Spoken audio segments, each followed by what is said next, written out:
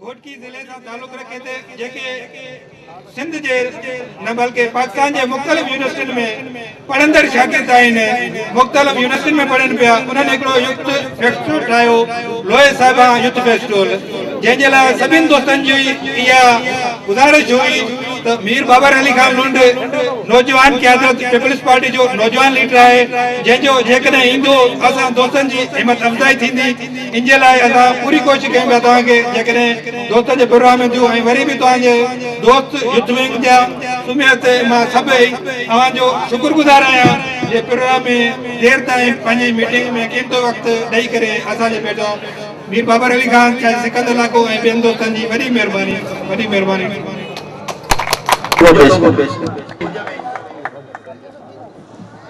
उनका बाद में आसिफ अली मलिक साहब के शील्ड जो तोहफो वठन उनका बाद में अलावा गोलकार साहब की गुजारिश कराए त अचन साईं का शील्ड वठन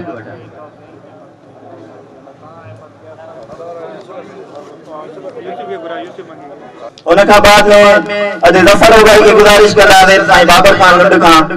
शील्ड जो तोहफो वठन साईं बाबर खान लुंड का शील्ड जो तोहफो वठन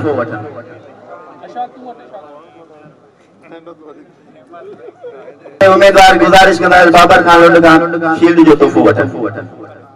उनका बाद में वकास अली मलिक के गुजारिश कंदा अचन मीर बाबर खान उनका बाद में सैयद बरकत अली शाह गुजारिश कंदा स्टेज ते अचन मीर बाबर खान लुंड का शील्ड जो तोहफो वठन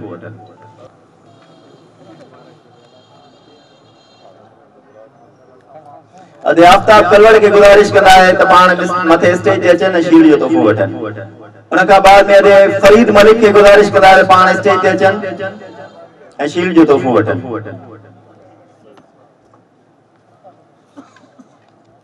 यूसुफ मंगी के गुजारिश कंदा है त पाण मथे अचन मीर बाबर खान लुंड का शील्ड जो तोहफो वठन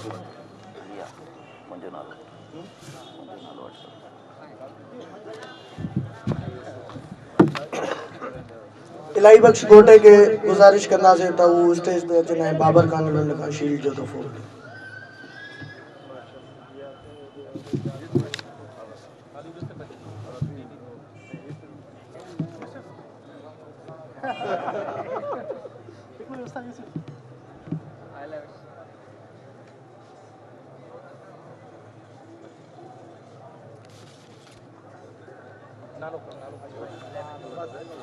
शफकत मलिक के गुजारिश करना से तो वो स्टेज पे अचे बाबर खान लुंड का शील्ड जो तोहफो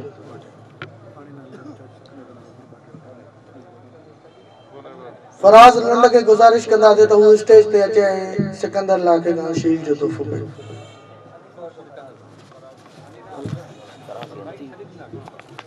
का शील्ड जो तोहफो वठन आसिफ एंडिंग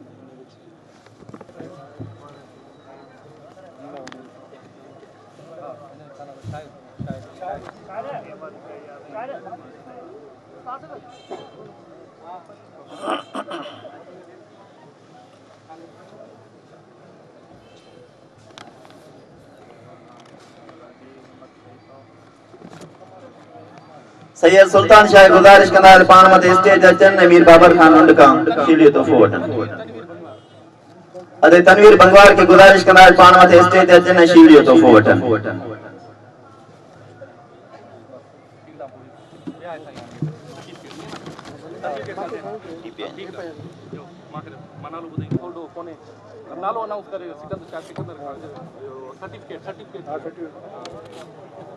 शील्ड्स का पो आने सर्टिफिकेट दिलाए आ गुजारिश कर इमरान सोडो के रपा सर्टिफिकेट हासिल कर अब्दुल बासित महफिल कलवल के गुजारिश करदा पान मते स्टेज सकीला मीरानी की गुजारिश करदा पान मते स्टेज जी सर्टिफिकेट हासिल करना सफीउल्लाह मंगी की गुजारिश करदा पान मते जी स्टेज जी सर्टिफिकेट हासिल करना सलमान मंगी की गुजारिश करदा पानी की गुजारिश करदा है साईं सुखदेव का सर्टिफिकेट हासिल करना अमजद मंगी की गुजारिश करदा है पान मते स्टेज इब्राहिम मीरानी की गुजारिश करदा है पान मते स्टेज जी सर्टिफिकेट हासिल करना अताउल्लाह गुजारिश कंदा पाण मथे स्टेज ते सर्टिफिकेट हासिल कर। आफ्ताब मीरानी के गुजारिश कंदा पाण मथे स्टेज ते सर्टिफिकेट हासिल कर। कामरान अली चांडी गुजारिश कंदा मथे स्टेज ते अचन।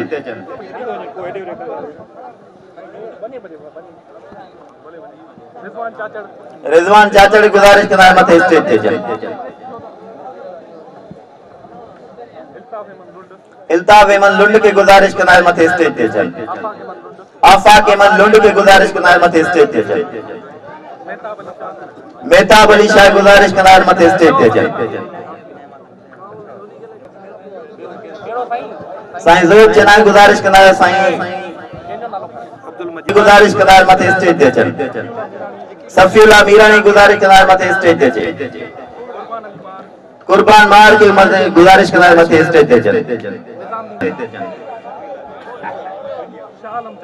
शाह आलम चाचड़ गुजारिश कंदा मथे स्टेज ते अचन।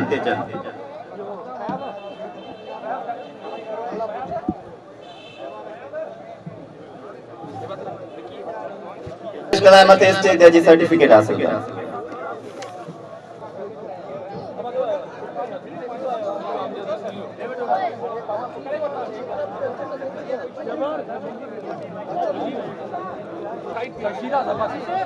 शीरा अब्बासी गुजारिश कंदा मथे स्टेज ते अचे।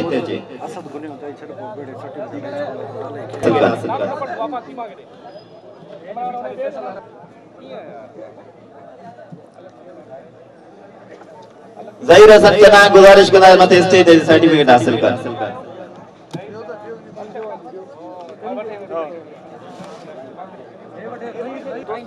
सर्टिफिकेट मिलिया न वो मेहरबानी करे वही रहो सर्टिफिकेट मिलन वही रहो मेहरबानी सर्टिफिकेट मिलन वही हाने असां प्रोग्राम जी शुरुआत में ही स्टेज ते वेठल मुझा दोस्त रईस अली अकबर जायो साहब, रशीद अहमद मलण साहब, अब्दुल मजीद लाखो साहब, सैयद हसन अली शाह साहब, general secretary People's Youth Sukkur division ऐं पिंडाल में वेठल मुझा मां अवां नौजवाननि जो निहायत शुक्रगुजार आहियां जॾहिं लोहे साहिबान फेस्टिवल घोटकी में मुनक़िद कयो ऐं हिन नौजवाननि जी टीम खे ॾिसी ज़ाहिर आहे असांजी दिलि ख़ुशि थी आहे। बिस्मिल्लाहिर्रहमानिर्रहीम। सब का पहिरीं मुबारकबाद उन्हनि दोस्तनि खे, उन्हनि नौजवाननि खे जिन्हनि पंहिंजी मदद पाण तहत एॾो सुठो प्रोग्राम कयो आहे। तव्हां असांखे हिकिड़ो फोरम फराहम कयो ऐं चवंदा आहिनि नंढियुनि ख़ुशियुनि में वॾी ख़ुशी हूंदी आहे। सो हे जेका पंहिंजी नंढी ख़ुशी आहे इन्ही ख़ुशी असांखे वॾी ख़ुशी ॾिनी आहे, जंहिं कावज सां, जंहिं मोहबत सां, जंहिं सिक सां इन्हनि दोस्तनि असांखे सॾियो आहे। हिते असांजा भाइर अली असगर मलण साहब, आसिफ अली मलिक, असांजो भाउ ज़फ़र ओगाही, इशफाक घोटो, मोहम्मद यूसुफ मंगी, फरीद मलिक, ॿिया दोस्त, मां उन्हनि जी काविश ऐं उन्हनि जी सिक मोहबत खे, उन्हनि खे काविश महिनत खे मुबारकबाद पेश कयां थो जिन्हनि एतिरो सुठो प्रोग्राम करे ॾेखारियो आहे। उन खां अलावा असांजा स्टेज ते वेठल दोस्त, असांजी घोटकी जी जीअं अॻु में घोटकी जी कंहिं वक़्तु सुञाण हूंदी, खीर पेड़ा जेके मशहूरु हूंदा, हाणे उहे हाणे बि आहिनि, पर उन खां वधीक हाणे असांजी घोटकी जी सुञाण आहे पंहिंजो असांजो सिकंदर भाई। सो असांजो जनरल सेक्रेटरी सिकंदर अली लाखो साहब, असांजो पाकिस्तान पीपल्स पार्टी जो वाइस प्रेसिडेंट सुखदेव सेठ ऐं उन सां गॾु वेठल मुजाहिद अब्दुल मजीद लाखो ऐं रईस अकबर दायो ऐं असांजा जेके आयल मोज़ीन दोस्त सभई, अस्सलाम वालेकुम जी बुढो दोस्त। असांजे नौजवान भाउ जेके ॻाल्हियूं कयूं उन में बिल्कुलु हक़ीक़त आहे, इन्हनि शयुनि जी कमी आहे, असांजे नौजवाननि में कुझु महरूमी जो अहसासु आहे, पर उन्हनि में हिकिड़ो तमामु मां ॾिसां थो हिकिड़ी तमामु हिकिड़ी नए क़िस्म जी उन्हनि में वलवलो बि आहे, उन्हनि में जज़्बो बि आहे। अॼु मां जीअं गाॾी खां एतिरे ते स्टेज ते आयुसि, जेके मुंहिंजा नौजवान दोस्त बि वेठा आहिनि, मां हिन सां मिलियुसि त उन्हनि जे अखियुनि में हिकिड़ो जज़्बो आहे, हिकिड़ो वलवलो आहे। इनशाला इहे असांजो मुस्तक़बिल आहिनि ऐं असांखे कंहिं बि हाल में मायूस न थियणु घुरिजे। ऐं उन खां अलावा दोस्त जेका ॻाल्हि कई त लाइब्रेरी जी ज़रूरत, सो माशाल्लाह हाणे हिते घोटकी जी क़यादत बि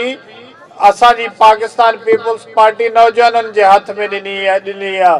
तव्हांखे ख़बर आहे त पंहिंजो MNA हिते घोटकी जो सरदार मोहम्मद भाई ख़ान महार आहे, उहो बि तव्हांजो नौजवान आहे ऐं तव्हांजे लाइ तमामु सोचे बि थो। ऐं हाणे हींअर उन काविश वरिती हितां जी लाइब्रेरी खे नए सिर उन्हनि रिवाइव कराइनि था। लाइब्रेरी ते माशाल्लाह कमु हली रहियो आहे। इनशाला इहा लाइब्रेरी फंक्शनल थींदी ऐं नौजवान उन में वञी पंहिंजो मुतालियो करे सघंदा। ऐं ॿिए नंबर ते असांजे दोस्त ॻाल्हि कई त जेके रांदियुनि जी ज़रूरत आहे, रांदियुनि जी फैसिलिटीज़, उहा बि अॼु जी बुनियादी ज़रूरत आहे। जेकॾहिं असां सेहतमंद सरगर्मियुनि में न वेंदासीं त ॿी सूरत में पोइ गैर सेहतमंद एक्टिविटीज़ या उन में असां इन्वॉल्व थींदासीं। सो रांदियुनि जे लाइ बि सरदार मोहम्मद भाई ख़ान महार ऐं असांजे एडवाइज़र बंगुल ख़ान महार जी मुश्तरका काविश सां पाकिस्तान पीपुल्स पार्टी जे एजेंडा तहत हाणे स्पोर्ट्स कॉम्प्लेक्स जो तमामु वॾो प्रोजेक्ट, जंहिंमें हाणे असां सिकंदर भाई डिस्कस कयोसीं पिए त तमामु state of the art facilities आहिनि उन में। फुटबॉल हुजे, बैडमिंटन हुजे, स्क्वाश हुजे, पूरो हिकिड़ो स्पोर्ट्स कॉम्प्लेक्स इनशाल्लाह असांजे घोटकी वासियुनि जे लाइ ज़रूरत इहे ज़रूरी हो, उन्हनि जी सहूलियत जे लाइ हाणे अनक़रीब उहो बि शुरू थींदो इनशाल्लाह। सो इहे काविशूं आहिनि। लाइब्रेरी आहे, स्पोर्ट्स कॉम्प्लेक्स आहे, पार्क्स आहिनि ऐं हिन पार्क बि जंहिंमें पाण मौजूदु आहियूं हिन जी बि सर्वे थी चुकी आहे। हिन खे बि नए सिर मॉडिफाई कयो वेंदो ऐं हिन खे बहितर खां बहितर कयो वेंदो, छो जो इहे शयूं शहर जे लाइ हिकिड़ी तमामु बुनियादी हैसियत रखनि थियूं। शहरी जीअं पंहिंजी फैमिलीज़ सां गॾु पार्क आहे, उते वञनि ऐं उहे इंजॉय करनि, वेहनि, पंहिंजो हिकिड़ो ख़ुशगवार टाइम गुज़ारनि। ऐं इन खां अलावा नौजवाननि खे मुंहिंजी इहा ई सलाह आहे त ॾिसो तव्हां सभु गॾिजी करे हिकु आङुरी हिकु हथ कुझु कोन्हे, जेॾी महिल सभु मिलनि था त उहे तमामु ताक़तवर आहिनि। जीअं हाणे अॼु तव्हां सभिनी दोस्तनि, असांजे दोस्तनि पंहिंजी मदद पाण तहत हे हिकिड़ी काविश वरिती, हे हिकिड़ो तमामु सुठो प्रोग्राम उन्हनि मुनक़िद कयो आहे। इहो हिकिड़ो ज़िंदा दिली जो सबूत आहे। अहिड़ा प्रोग्राम थियणु घुरिजनि ऐं जंहिं सिक सां, जंहिं मोहबत सां उन्हनि मूंखे दावत ॾिनी त मुंहिंजो इहो दिलि मुतमइन कॾहिं बि न थिया जॾहिं मां हिननि भाइरनि सां गॾु न हिते अची मौजूदगी पंहिंजी ज़ाहिर करां। सो अहिड़ा सिलसिला, अहिड़ा जज़्बा, इहे ॻाल्हियूं हिकु सेहतमंद सरगर्मियूं इहे जारी रहणु घुरिजनि ऐं अव्हां सभिनी खे असांखे हिननि जी हौसला अफ़ज़ाई करणु घुरिजे, जंहिंमें मां सम्झां थो त अञा काफ़ी कमी आहे। इहा असांजो फर्ज़ आहे त असां पंहिंजे नौजवाननि जी अहिड़ी सुठी काविश, हिकिड़ो सुठो ट्रेंड आहे, कुझु टाइम खां पाण वटि शुरू थियो आहे। फेस्टिवल आहिनि, हे आहे, हिकिड़ो मुशाइरो आहे या अहिड़े क़िस्म जूं जेके सेहतमंद सरगर्मियूं आहिनि उहे कराइण में हिकिड़ी तमामु सुठी ॻाल्हि आहे। त इन सां हिकिड़ी सेहतमंद मुआशिरो उन में वधीक उन जी परवरिश थिए थी। अव्हां सभिनी जी महिरबानी आहे। ऐं ॿी मां तव्हांखे इहो पैगाम ॾींदुसि त इहा हिकिड़ी जेको असांजी पाकिस्तान पीपुल्स पार्टी आहे जंहिंजी मां नुमाइंदगी करां थो, त पाकिस्तान पीपुल्स पार्टी जो चेयरमैन बि नौजवान आहे, उहो बि अवां मंझो आहे ऐं उन जी सोच बि तमामु मुख़्तलिफ़ आहे। उहो नौजवाननि खे तमामु चाहींदो आहे त उहे अॻिते अचनि ऐं पंहिंजी जेके आहे उहा हिकिड़ी सुठी सलाहियत उन खे उजागर करनि ऐं जेका उन्हनि जी ख़ासि पंहिंजी जेको शौक़ु हुजे उन में बि अॻिते अचनि। उहो तमामु नौजवाननि जी सरपरस्ती में उन जो तमामु इंट्रस्ट आहे ऐं उन जो नतीजो आहे त ही पार्क्स ठहनि था, लाइब्रेरी ठहे थी, इनशाला स्पोर्ट्स कॉम्प्लेक्स बि घोटकी वासियुनि खे जल्द मिलंदो। बस ज़रूरत इन ॻाल्हि जी आहे त असांखे हमेशह मुसबत शइ ॾे तस्वीर जे मुसबत पहलू खे ॾिसणु घुरिजे उन जे जेको मनफ़ी पहलू हुजे उन ॾे नज़र न रखणु घुरिजे ऐं जे असां मुसबत सोच रखंदासीं मुसबत पहलू खे ॾिसंदासीं त मुंहिंजो इहो कामिल यकीन आहे त इंशाअल्लाह मुसबत तब्दीली ज़रूर ईंदी ऐं अवां सभिनी जी महिरबानी ऐं माज़रत बि अवां खे इंतज़ारु करणो पियो कुझु देरि लॻी वई अॼु पार्टी जी का मीटिंग रखियल हुई मुंहिंजो इहो ख़्यालु हो त उहा जल्दी असां